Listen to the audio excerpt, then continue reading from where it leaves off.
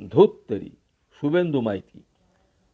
শেষ চুমুকটা না দিয়েই চায়ের গেলাসটা টেবিলের ওপর ঠকাস করে রেখে পাশে রাখা রংজলা জামাটা কাঁধের ওপর আছড়ে ফেলে ধুত্তেরি বলে হনন করে হাঁটতে হাঁটতে লোকটা রাস্তার মোড়ে হারিয়ে গেল। একদিন লোকটা মিছিলে হাঁটছিল। ওর সামনে পিছনে ছিল কয়েকটা জড়ভরত। অনুকূলের দোকানে তখন চায়ের পেয়ালায় তুফান।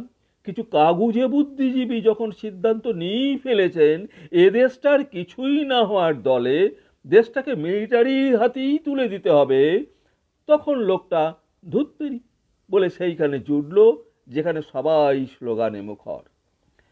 একদিন এক জমি দখলের লড়াইয়ে যখন কৃষক সভার মালিকের লোক মুখোমুখি, মালিকের বন্দুকের মুখ এড়িয়ে যেতে সবাই যখন ইতস্তত করছিল, তখনই লোকটা দত্তেরি বলে লাঠিগাছা হাতে নিয়ে ঝাঁপিয়ে পড়েছিল।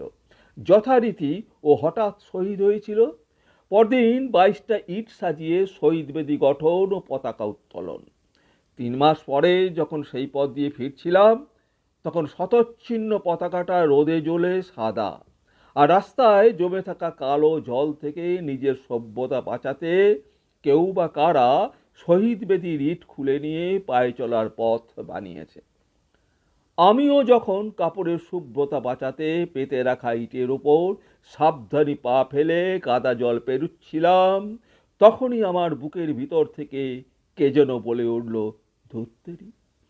সাথে সাথে চটি জোড়া বগল দাবা করে কাপড় মালকোচা মেরে কাদা জলে নেমে আমিও হনহন করে হাঁটতে শুরু করলাম।